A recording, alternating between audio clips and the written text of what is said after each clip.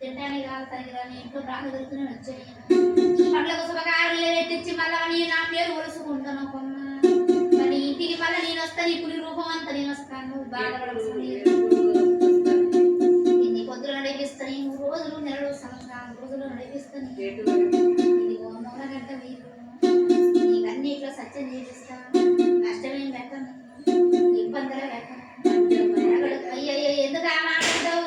మన దాంట్లో కలిసిమెలిసి జీవి కాదు మనకన్నా ఎక్కువ జీవి వద్దు కొమ్మ మనకన్నా కలిసిమెలిసి జీవి కాదు కొమ్మ మనకైన జీవి పేరు జీవి